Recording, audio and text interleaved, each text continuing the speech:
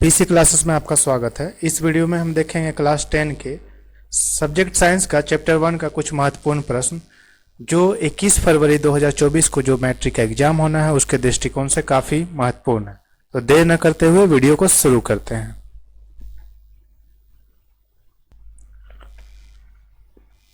जैसा कि प्रश्न 1 में बोला गया है कि किसी पदार्थ X के विलयन का उपयोग सफेदी करने के लिए होता है, तो पदार्थ X का नाम बताएं तथा इसका सूत्र लिखिए और X की जल के साथ अभिक्रिया लिखिए। क्या बोला जा रहा है प्रश्न में कि कोई विलयन है जिसमें X पदार्थ का उपयोग किया जाता है और वो किस चीज के लिए किया जाता है, सफेदी करने के लिए होता है। तो पदार्थ X का नाम बताना है और इसका सूत्र भी लिखना है। उसके बाद में X का जल के साथ अभिक्रिया भी लिखना है। तो इसका आंसर हम लोग चलिए देखते हैं। इसका आंसर है पदार्थ X का नाम कैल्शियम ऑक्साइड है तथा इसका सूत्र CaO होता है। CaO मतलब होता है Ca से कैल्शियम और O से ऑक्सीजन। तो इसका मतलब हुआ, इसका नाम क्या होगा, कैल्शियम ऑक्साइड। और यह जल के साथ अभिक्रिया करके बूझे हुए चूने का निर्माण करके अधिक मात्रा में ऊष्मा उत्पन्न करता है। आप लोगों ने ये पिक्चर तो जरूर देखा होगा। ये है कैल्शियम ऑक्साइड जिसको चूना बोलते हैं, और ये चूना जल के साथ अभिक्रिया करके बुझे हुए चूने का निर्माण करता है। ठीक है, ये जो है जल के साथ अभिक्रिया करके बुझे हुए चूने का निर्माण करता है। और उसके बाद जब ये बुझा हुआ चूना सूख जाता है तो कुछ इस तरह से दिखता है। ठीक है, ये है आपका, इसको बोलते हैं बिना बुझा हुआ चूना। ये जो पत्थर पत्थर टाइप से दिख रहा है ये चूना हुआ, ये बिना बुझा चूना, यानी कि ये जल के साथ अभिक्रिया करने से पहले वाला चूना है। इसको बोलते हैं CaO। CaO का मतलब हुआ कैल्शियम ऑक्साइड। CaO का मतलब हो गया कैल्शियम ऑक्साइड। इसको बोला जाता है CaO। CO का मतलब होता है कैल्शियम ऑक्साइड यानी बिना बुझा हुआ चूना। लेकिन जैसे ही इसको जल के साथ हम अभिक्रिया करते हैं, जैसे ही इसको जल के साथ अभिक्रिया कराते हैं CaO + H2O क्या बन जाता है, इसको बोलते हैं बूझा हुआ चूना। इसका फॉर्मूला होता है CaOH का होल 2 और भारी मात्रा में ऊष्मा उत्पन्न होता है जिसको हीट बोलते हैं। ठीक है, तो इसको हम लोग कैसे लिख सकते हैं, इसको हम लोग समीकरण के तौर पे क्या लिख सकते हैं। ये जो पदार्थ X है, पदार्थ X का क्या नाम है, हमारा पदार्थ X है, पदार्थ X का नाम है CaO जिसको बोलते हैं कैल्शियम ऑक्साइड, और सामान्य नाम है इसका बिना बुझा हुआ चूना। लेकिन जब ये CaO, दूसरा प्रश्न में क्या है, यह जल के साथ अभिक्रिया करके क्या बनाएगा, उसके लिए समीकरण लिखना है। तो सिंपली हम लोग लिख देंगे CaO जिसको बोलते हैं कैल्शियम ऑक्साइड, और ये जल के साथ अभिक्रिया करेगा यानी कि H2O। तो ये क्या बनाएगा, CaOH का होल 2, CaOH का होल 2, और प्लस में क्या होगा, ऊष्मा ढेर सारा निकलेगा, ढेर सारा ऊष्मा निकलेगा। और इसको हम लोग ऊष्माक्षेपी अभिक्रिया भी बोल सकते हैं। ऊष्माक्षेपी अभिक्रिया क्यों बोलेंगे, क्योंकि इस अभिक्रिया में क्या निकल रहा है, काफी मात्रा में ऊष्मा निकलता है, इसलिए इसे हम ऊष्माक्षेपी अभिक्रिया भी बोल सकते हैं। ठीक है, बढ़ते हैं नेक्स्ट क्वेश्चन की तरफ।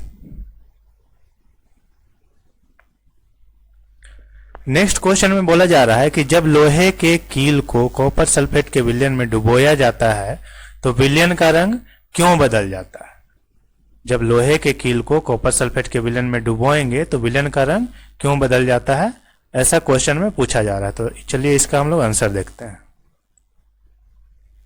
इसका आंसर है, जब लोहे के कील को कॉपर सल्फेट के विलयन में डुबोया जाता है तो लोहा कॉपर को कॉपर सल्फेट के विलयन से विस्थापित कर देता है और आयरन सल्फेट बनाता है जो कि हरे रंग का होता है, इसलिए विलयन का रंग बदल जाता है। ठीक है, ये देखिए, ये है कॉपर सल्फेट। कॉपर सल्फेट का रंग कैसा होता है, कॉपर सल्फेट का विलयन का रंग होता है ब्लू कलर का। कैसा होता है, ब्लू कलर का। ये कैसा है, ब्लू कलर में है। ठीक है, और जब ये कॉपर सल्फेट के विलयन में आयरन के नेल को डुबोया जाता है, यानी जो हम लोग सामान्य भाषा में कांटी जिसको बोलते हैं, उसको अगर इसमें डालेंगे तब क्या होगा, ये विलयन का रंग ब्लू से हरा में परिवर्तित हो जाएगा। ठीक है, पर ऐसा क्यों हो रहा है, ऐसा इसलिए हो रहा है क्योंकि ये जो कॉपर है ये Fe से कम अभिक्रियाशील है, Fe से कम अभिक्रियाशील है, जिसके चलते कॉपर को आयरन जो है वो विस्थापित कर देता है और FeSO4 का निर्माण करता है। ठीक है, इसको समझने के लिए हम लोग रिएक्टिविटी सीरीज को भी देखेंगे। रिएक्टिविटी सीरीज क्या है? सबसे पहले नंबर पे इसमें आता है, देखिए, पोटेशियम, उसके बाद आता है सोडियम, फिर आता है कैल्शियम, फिर आता है मैग्नीशियम, फिर एल्युमिनियम, जिंक, आयरन, एसएन यानी टीन, फिर होता है लेड, कॉपर। देखिए, कॉपर जो है वो आपका, कॉपर को ध्यान से देखेंगे, कॉपर यहाँ पर है क्या? कॉपर नीचे में है, ये पड़ा हुआ है कॉपर, ये आपका कॉपर रहा Cu। ठीक है, और Fe ऊपर में है, Fe देखिए ऊपर में है, तो कॉपर से ऊपर में है, इसका मतलब ये हुआ कॉपर से अधिक अभिक्रियाशील आयरन है। Fe को क्या बोलते हैं? आयरन बोलते हैं। ठीक है, तो सिंपल क्या होगा इसका रिएक्शन, क्या होगा? रिएक्शन इस तरह से होगा कि जब हम लोग कॉपर सल्फेट के विलयन में लोहे के कील को डुबोते हैं, यानी कि Fe को जब रिएक्शन करवाएंगे किससे? CuSO4 से। CuSO4 को क्या बोलते हैं? Copper sulphate. ठीक है, कॉपर सल्फेट का सॉल्यूशन इसको बोला जाता है। तब क्या होगा? ये Fe क्या है? कॉपर से अधिक अभिक्रियाशील है, इससे क्या है? अधिक अभिक्रियाशील है। ये क्या करेगा? Fe कॉपर को हटा देगा, कॉपर को बाहर फेंक देगा और अपने क्या हो जाएगा? Fe जो है SO4 के साथ ऐड हो जाएगा। देखिए, Fe अकेला था, ये क्या किया? कॉपर को मार के हटा दिया, बाहर हटा दिया, और ये किसके साथ जुड़ गया? सल्फेट के साथ, SO4। अब इसको क्या बोलते हैं? Ferrous sulphate. अब ये कॉपर बेचारा पहले सल्फेट के साथ था, अब ये कॉपर क्या हो गया? अलग हो गया।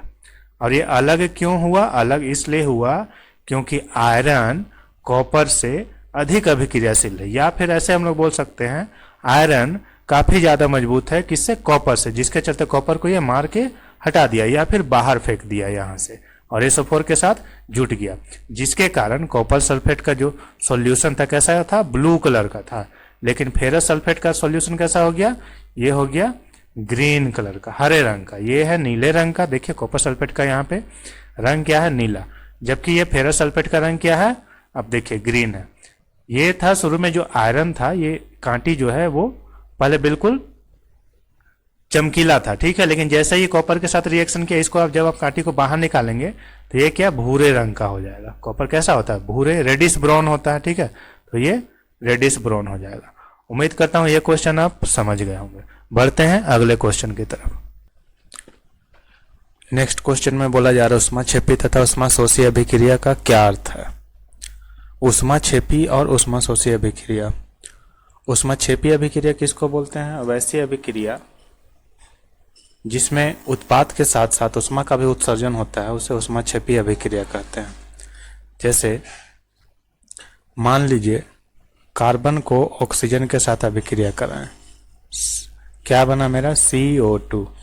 लेकिन कार्बन जब जलेगा ऑक्सीजन की उपस्थिति में तो कार्बन डाइऑक्साइड तो बनाएगा ही, प्लस में क्या निकलेगा? ऊष्मा निकलेगा। ठीक है, तो वैसी अभिक्रिया जिसमें ऊष्मा का उत्सर्जन होता है उसको बोलते हैं ऊष्माक्षेपी अभिक्रिया। इसमें ऊष्मा निकल रहा है। या फिर मैग्नीशियम रिबन को अगर हम बर्न करते हैं, यानी मैग्नीशियम रिबन को हम जलाते हैं, तब क्या बनेगा? Magnesium oxide. और क्या निकलेगा? इसमें भी ऊष्मा निकलेगा। तो हर वो अभिक्रिया जिसमें ऊष्मा का उत्सर्जन हो, ऊष्माक्षेपी अभिक्रिया कहते हैं। तो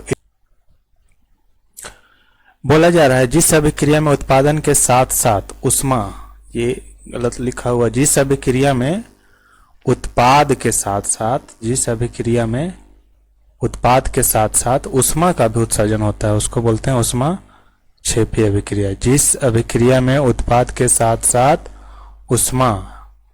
ऊष्मा का भी उत्सर्जन होता है उसको बोलते हैं ऊष्माक्षेपी अभिक्रिया। ठीक है, अब इसका उदाहरण मान लीजिए। उदाहरण के तौर पे मान लीजिए क्या है? प्राकृतिक गैस का दहन, प्राकृतिक गैस का दहन करना। ठीक है, तो कैसे होगा? मान लीजिए ये जो है ये कोयला है और इसको हम लोग बर्न कर रहे हैं, माने जला रहे हैं। ठीक है, तब बनेगा क्या? बनेगा हमारा मान लीजिए मेरे पास कोयला है जिसको हमको बर्न कर रहे हैं, ये जो फिगर में दिख रहा है आपको, तो इसमें क्या बनेगा, C प्लस में O2, ठीक है।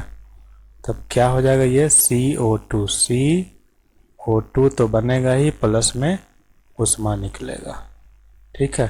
तो हर वो अभिक्रिया जिसमें उष्मा निकलता है उसको क्या बोलते हैं, उष्मा क्षेपी अभिक्रिया। इसके बाद है उष्मा शोषी अभिक्रिया। उष्मा शोषी अभिक्रिया में क्या होता है, वैसी अभिक्रिया जिसमें उष्मा का उत्सर्जन नहीं, उष्मा का अवशोषण हो। इस अभिक्रिया में देख रहे हैं उष्मा निकल रहा है, लेकिन उष्मा शोषी अभिक्रिया में क्या होगा, यहाँ पे उष्मा को दिया जाएगा कोई भी कंपाउंड, कोई भी यौगिक को तोड़ने के लिए। तो वैसी अभिक्रिया जिसमें उष्मा का अवशोषण हो उसको बोलते हैं उष्मा शोषी अभिक्रिया। देखिए डेफिनेशन क्या है, परिभाषा, जिस अभिक्रिया में उष्मा अवशोषित होता है उसे, उस अभिक्रिया को उष्मा शोषी अभिक्रिया कहते हैं। जैसे सिल्वर क्लोराइड का प्रकाश की उपस्थिति में सिल्वर तथा क्लोरीन में बदलना क्लोराइड है। सिल्वर क्लोराइड को क्या लिखते हैं, सिल्वर क्लोराइड को हम लोग लिखते हैं AgCl, सिल्वर क्लोराइड, ठीक है। ये इसको अगर हम धूप में रखेंगे यानी कि सनलाइट में रखेंगे तो क्या होगा, हमारा Ag अलग हो जाएगा, सिल्वर अलग हो जाएगा और क्लोरीन अलग हो जाएगा। तो इस तरह से देख रहे हैं, ये AgCl को डिकम्पोज करने के लिए यानी कि तोड़ने के लिए सूर्य का प्रकाश का उपस्थिति क्या है, अनिवार्य है। इसको हम लोग बोलते हैं प्रकाशीय वियोजन भी बोलेंगे, प्रकाशीय वियोजन भी इस समीकरण को हम लोग बोलेंगे, चाहे उष्मा, ये जो उष्मा शोषी अभिक्रिया है उसको हम लोग बोलेंगे प्रकाशीय वियोजन। प्रकाशीय वियोजन क्यों बोलेंगे, क्योंकि ये प्रकाश की उपस्थिति में टूट रहा है। ये प्रकाश की उपस्थिति में AgCl को क्या बोलते हैं, सिल्वर क्लोराइड, इसको बोला जाता है सिल्वर क्लोराइड, ठीक है। AgCl नाम है इसका, सिल्वर क्लोराइड।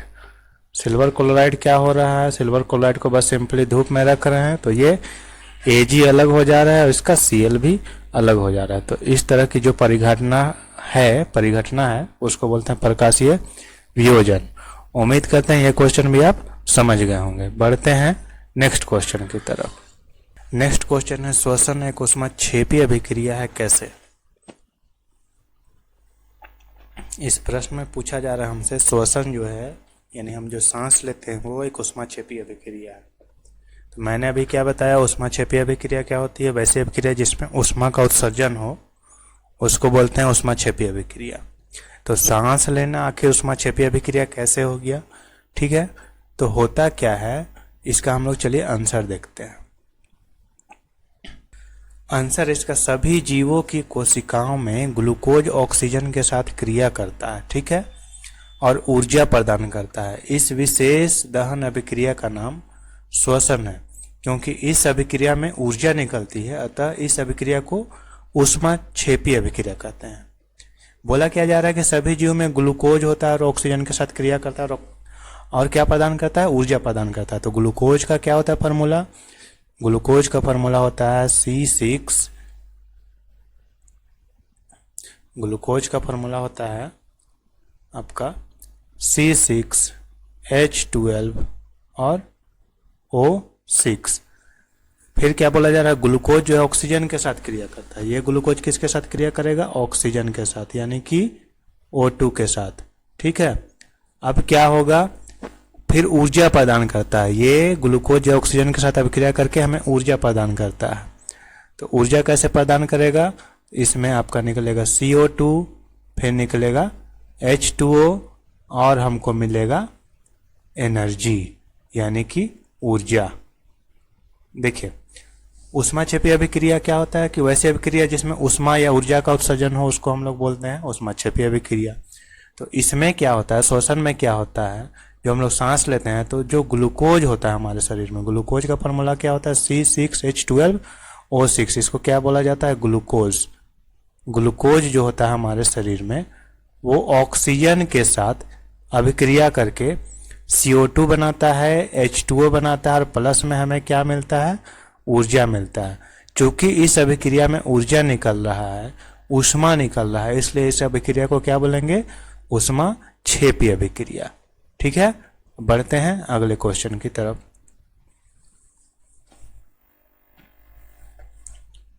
बोला जा रहा है नेक्स्ट क्वेश्चन में कि वियोजन अभिक्रिया को संयोजन अभिक्रिया के विपरीत क्यों कहा जाता है, इस अभिक्रिया के लिए समीकरण लिखें। तो देखिए, वियोजन अभिक्रिया क्या होता है। वियोजन अभिक्रिया में एक पदार्थ टूट करके दो या दो से अधिक पदार्थ का निर्माण करता है। ठीक है, जबकि संयोजन में क्या होता है, दो या दो से अधिक कारक मिलकर के एकल उत्पाद का निर्माण करता है। जैसे मान लीजिए वियोजन अभिक्रिया का एक हम उदाहरण ले लेते हैं। मान लीजिए CaCO3 है, कैल्शियम कार्बोनेट है। ठीक है, इसको हीट किए तो क्या हमें मिल जाएगा CaO प्लस में CO2। ये क्या हो गया, ये वियोजन अभिक्रिया हो गया। क्यों ये वियोजन अभिक्रिया हुआ? क्योंकि इसमें एकल पदार्थ था। एकल पदार्थ यानी एक पदार्थ पहले था, जब इसको हीट किए तो ये कितना पदार्थ में टूट गया, दो पदार्थ में टूट गया, इसलिए इसको बोलेंगे वियोजन। वियोजन का मतलब होता है टूटना। जैसे मान लीजिए आपका सिल्वर ब्रोमाइड है Ag, या सिल्वर क्लोराइड है AgCl है। इसको क्या, जब सनलाइट मिलेगा यानी सूर्य का ऊष्मा जो मिलेगा, सूर्य सनलाइट जो मिलेगा, तब ये क्या हो जाएगा, Ag अलग हो जाएगा यानी सिल्वर अलग हो जाएगा और क्लोरीन अलग हो जाएगा।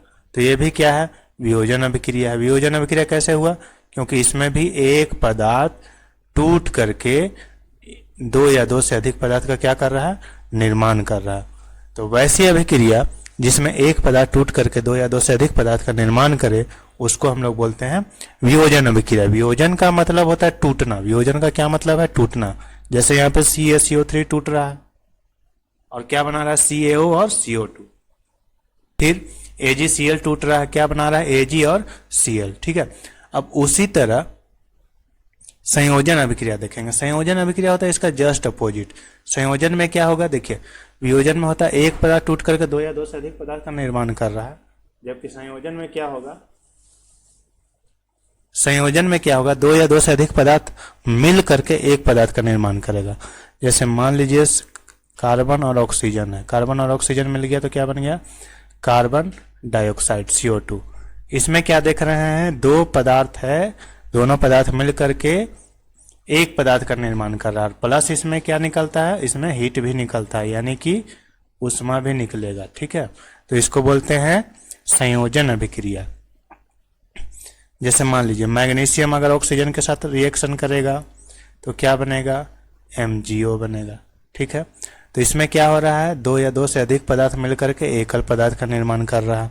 किसमें, संयोजन में। किसमें, संयोजन में। संयोजन में क्या होता है, दो या दो से अधिक पदार्थ मिलकर के एक पदार्थ का निर्माण करता है। एक और एक दो हो गया, इधर क्या बन गया, CO2। एक और एक दो हो गया, इधर क्या बन गया, MgO, और इसमें क्या निकलेगा, उष्मा निकलेगा। जितना भी संयोजन अभिक्रिया सब में उष्मा निकलता है। ये हो गया संयोजन का उदाहरण और ये हो गया वियोजन का उदाहरण। देखिए, साइंस को रटना नहीं है, साइंस को समझना है। साइंस को अगर समझ के आप लिखेंगे तो कभी नहीं भूलेंगे, अगर रटेंगे तो बिल्कुल भूल जाएंगे। डिफिनेशन में क्या बोला जा रहा है, डिफिनेशन में बोला जा रहा है कि वियोजन अभिक्रिया में एकल अभिकारक टूट करके दो या दो से अधिक उत्पाद बनाते हैं। ठीक है, जबकि संयोजन में क्या होता है, संयोजन इसका बिल्कुल विपरीत होता है। इसमें दो या दो से अधिक अभिकारक मिलकर के एकल उत्पाद बनाते हैं। अभी अभी मैंने जो आपको समझाया वो चीज ही इसमें लिखा हुआ है। सिंपल आप क्या याद रखेंगे, संयोजन में क्या होता है, संयोजन मतलब होता है जुड़ना, अब वियोजन माने होता है टूटना। संयोजन में दो या दो से अधिक पदार्थ मिलकर के बनाएगा एकल पदार्थ। देखिए C+O2 बन गया CO2। ठीक है, ये हो गया संयोजन, ये हो गया आपका संयोजन। अब वियोजन में क्या होता है, वियोजन में एक पदार्थ टूट करके दो या दो से अधिक पदार्थ का निर्माण करता है। जैसे ये हो गया AgCl सिल्वर क्लोराइड। सनलाइट का प्रेजेंस में क्या होगा, Ag अलग हो जाएगा और Cl अलग हो जाएगा, तो सिल्वर अलग क्लोराइड अलग। इसमें क्या हुआ, एक पदार्थ टूट करके दो या दो से अधिक पदार्थ का निर्माण किया, जबकि संयोजन में दो पदार्थ मिलकर के एकल उत्पाद का निर्माण किया। अब बढ़ते हैं नेक्स्ट क्वेश्चन की तरफ। देखिए, बोला क्या जा रहा है, संतुलित रासायनिक समीकरण क्या है, समीकरण को संतुलित करना क्यों आवश्यक है। यह क्वेश्चन वेरी वेरी इंपॉर्टेंट है। आपका जो 21 तारीख को एग्जाम होने वाला है साइंस का, उसके मद्देनज़र ये क्वेश्चन भी आई है। ठीक है, वेरी वेरी इंपॉर्टेंट है। क्या है क्वेश्चन? संतुलित रासायनिक समीकरण क्या है? देखिए, संतुलित रासायनिक समीकरण क्या होता है, समझिए बात को पहले। मान लीजिए मेरे पास दो अभिकारक है ए और बी। हम इसको अगर रिएक्शन करवाएं तो क्या बन गया? A B. ए तत्व है, बी भी तत्व है, और ये दोनों तत्व मिलकर के क्या बना? यौगिक बन गया। ठीक है, तो ये मेरा ये तत्व है, ए तत्व है, बी तत्व है, और इसको बोलते हैं अभिकारक। तीर के बाएं साइड वाला एलिमेंट जो होता है उसको बोलते हैं अभिकारक। तीर के राइट साइड वाला जो एलिमेंट है, जो कंपाउंड है, उसको बोलते हैं उत्पाद। उत्पाद इसको बोला गया है। ठीक है, अब देखिए अभिकारक और उत्पाद में देखिए ए कितना है? ए एक है। उत्पाद साइड में भी देखिए ए एक है। अभिकारक साइड में फिर से आइए, बी कितना है? तो बी एक है, और इधर भी बी एक है। तो इसमें क्या हुआ? इसमें ए भी एक है दोनों साइड, और बी भी एक है दोनों साइड। तो ये जो समीकरण है मेरा, इस तरह का जो भी समीकरण होगा जिसमें अभिकारक और उत्पाद में उपस्थित तत्व का परमाणु संख्या, अभिकारक और उत्पाद में उपस्थित कौन? तत्व, ये भी तत्व, ये भी तत्व, ये भी तत्व का परमाणु संख्या अगर बराबर हो जाए तो उसको बोलते हैं संतुलित रासायनिक समीकरण। तो चलिए इसका हम लोग डेफिनेशन देख लेते हैं। इसका डेफिनेशन में देखिए क्या बोला जा रहा है? वैसे रासायनिक अभिक्रिया जिसमें अभिकारक तथा उत्पाद में उपस्थित, अभी मैंने क्या बताया? वैसी रासायनिक अभिक्रिया जिसमें अभिकारक तथा उत्पाद, इधर हो गया उत्पाद में उपस्थित तत्वों की परमाणु संख्या, तत्व हो गया ए और बी, इधर भी हो गया ए और बी, तत्वों की परमाणु संख्या क्या हो? बराबर हो। इस और वैसा रासायनिक समीकरण क्या कहलाता है? संतुलित रासायनिक समीकरण। अब दूसरा बात यह है कि समीकरण को संतुलित करना क्यों आवश्यक है। तो जैसा कि हम लोग पढ़ चुके हैं द्रव्यमान संरक्षण के नियम के अनुसार कि न तो मास को, इसका मतलब न तो द्रव्यमान को न ही बनाया जाता है और न ही नष्ट किया जा सकता है, ये एक से दूसरे फॉर्म में क्या होता है? कन्वर्ट होता है। तो यही नियम के परिपालन के लिए समीकरण को संतुलित करना आवश्यक होता है। उम्मीद करते हैं ये क्वेश्चन भी आप समझ गए होंगे। अब बढ़ते हैं, कुछ इंपॉर्टेंट समीकरण को संतुलित करने सीखेंगे। ठीक है, कुछ रासायनिक समीकरण को संतुलित करना सीखेंगे। संतुलित कैसे किया जाता है वो चीज हम लोग अभी सीखने वाले हैं। जैसे मैं एक समीकरण लिख देता हूं, N2 प्लस में H2, N2 हो गया नाइट्रोजन, H2 हो गया हाइड्रोजन। ये क्या बन जाएगा? ये बन जाएगा आपका NH3। अब इसको हमको बैलेंस करना है, तो देखिए ध्यान से, इस साइड में नाइट्रोजन, देखिए नाइट्रोजन का कितना परमाणु है? 2 परमाणु है, जबकि उत्पाद साइड में नाइट्रोजन का कितना परमाणु है? 1 ही परमाणु है। तो सबसे पहला नियम ये हुआ कि जिधर नंबर घट रहा है वहां पे नंबर हमको देना है। तो इधर तो 2 परमाणु है नाइट्रोजन का, लेकिन इस साइड में 1 ही परमाणु है। ठीक है, तो इधर घट रहा है नंबर, मतलब इधर 2 है, इधर 1 ही है, तो घट मेरा इस साइड में रहा, उत्पाद साइड में घट रहा है, तो हम बैठाएंगे नंबर। यहाँ पे 2 है, इसमें कंडीशन ये है कि नंबर इधर नहीं बैठाना, नंबर को हमेशा एलिमेंट के आगे बैठाते हैं, मतलब यहाँ पे नंबर हम लगाएंगे। यहाँ पे 2 है तो इसको बैलेंस करने के लिए यहाँ पर भी क्या लगा देंगे? 2 लगा देंगे। ठीक है, अब देखिए अब क्या हो रहा है, फिर से मैं इसे बता देता हूं। मान लीजिए देखिए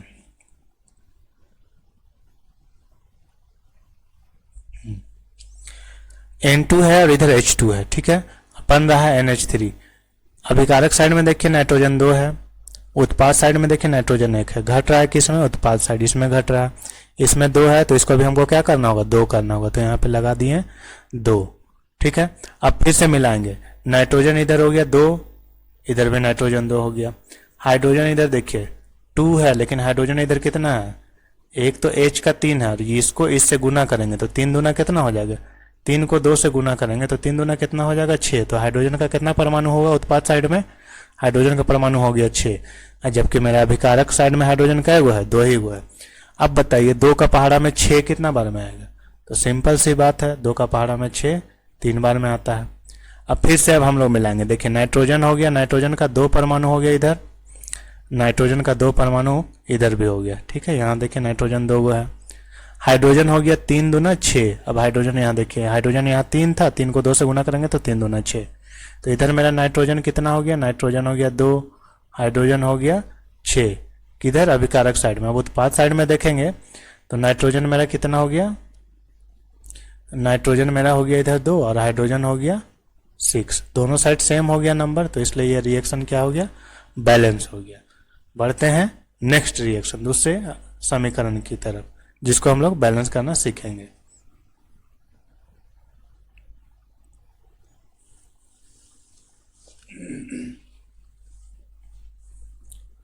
मान लीजिए मेरे पास दूसरा रिएक्शन है, Na प्लस में O2, ये बनाया आपका Na2O, इसको बोलते हैं सोडियम ऑक्साइड। अब इसको हमको बैलेंस करना है, ठीक है, इसको हमको बैलेंस करना है। तो बैलेंस कैसे करेंगे, सो ध्यान से देखें। मेरे पास क्या था, सोडियम। सोडियम यहाँ पे कितना है, सोडियम का परमाणु इधर सिर्फ एक ही है, जबकि सोडियम का इधर परमाणु कितना है, 2 है। तो घट किधर रहा, अभिकारक साइड में घट रहा है, ठीक है। तो यहाँ पर लगा देंगे, कितना घट रहा है, यहाँ पे देखिए 2 है, इधर देखिए 1 ही है, तो यहाँ पर कितना घट रहा है, 2 घट रहा है, तो यहाँ पे लगा देंगे 2। अब इधर देखिए नाइट्रोजन 2 हो गया, इधर में नाइट्रोजन 2 हो गया, ठीक है।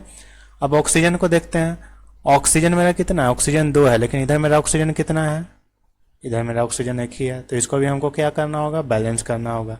घट किधर रहा है, इस साइड में घट रहा है, इस साइड में बढ़ा हुआ है।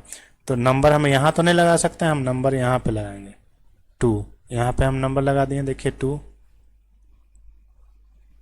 यहाँ पे हम नंबर लगा दिए, यहाँ पे हम नंबर लगा दिए, क्या, यहाँ पे लगा दिए 2। अब देखिए नाइट्रोजन कितना हो गया, नाइट्रोजन हो गया 4, नाइट्रोजन हो गया 2 दूना 4, और ऑक्सीजन हो गया 2।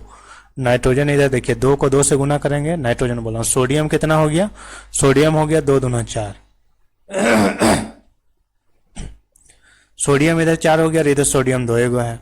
तो इसको भी क्या करना होगा, हमको 4 करना पड़ेगा। तो ये 2 को मिटा करके क्या करना होगा, अब हमको 2 को मिटा करके सिंपल हम क्या लिखेंगे, 2 को मिटा करके 4 कर देंगे। तो यहाँ पे हम लोग 4 लिख देते हैं। अब देखिए 4 गो सोडियम इधर हो गया, 4 गो सोडियम इधर हो गया, 2 ऑक्सीजन, यहाँ पे ऑक्सीजन कितना है, 1 है यहाँ पे, लेकिन आगे में कितना नंबर है, 2। तो ये जो 2 है ये सोडियम के लिए भी एप्लीकेबल हो जाएगा और ऑक्सीजन के लिए भी एप्लीकेबल हो जाएगा। इधर भी हो गया ऑक्सीजन 2 और इधर भी हो गया ऑक्सीजन 2, सोडियम 4 सोडियम 4, तो ये भी रिएक्शन क्या हो गया, बैलेंस हो गया। उम्मीद करते हैं आप ये क्वेश्चन भी समझ गए होंगे, ये बैलेंस करने भी ये वाला जो है आप समझ गए होंगे। बढ़ते हैं नेक्स्ट रिएक्शन की ओर।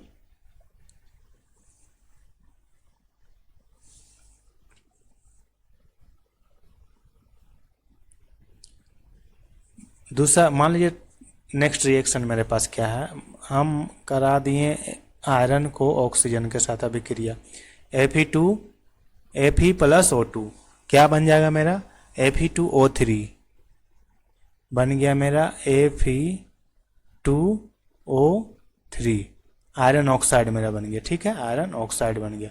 अब इसको हमको बैलेंस करना है, तो इसको बैलेंस करने के लिए फिर से वही नियम, दोनों तरफ देखेंगे, ये हो गया मेरा अभिकारक और इधर हो गया उत्पाद, दोनों तरफ तत्व जो है उसका परमाणु संख्या देखेंगे।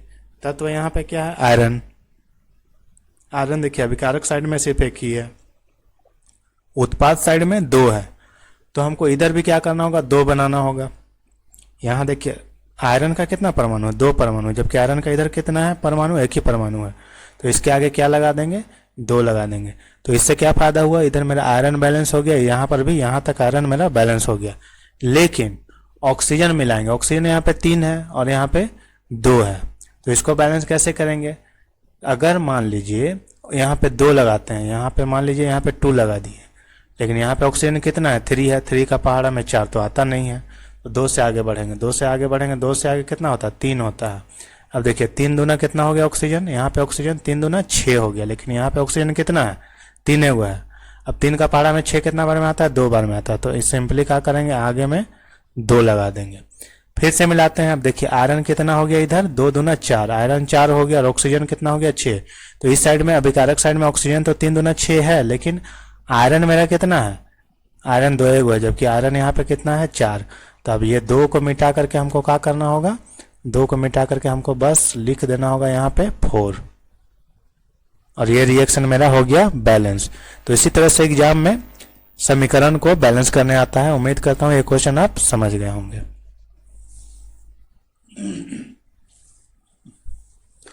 नेक्स्ट क्वेश्चन है विस्थापन तथा द्विविस्थापन अभिक्रिया में क्या अंतर है, इन अभिक्रिया के लिए समीकरण को लिखें। विस्थापन और द्विविस्थापन अभिक्रिया में क्या डिफरेंस है वो चीज पूछा जा रहा है। तो हम लोग इसका आंसर देख लेते हैं, फिर मैं आपको समझा देता हूं। देखिए, विस्थापन अभिक्रिया में क्या होता है, अधिक अभिक्रियाशील वाला जो तत्व है ना, वो कम क्रियाशील तत्व वाला को क्या करता है, उसका यौगिक से विस्थापित कर देता है। इसलिए इसको बोलते हैं विस्थापन अभिक्रिया। मान लीजिए ये आपका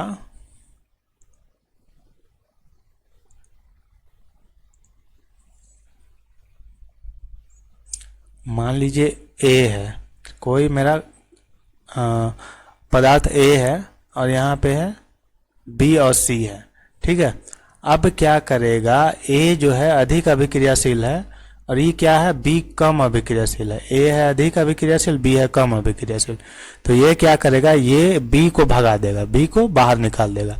A C के साथ हो जाएगा, A C के साथ मिल जाएगा और B बेचारा क्या हो जाएगा, बाहर, ठीक है।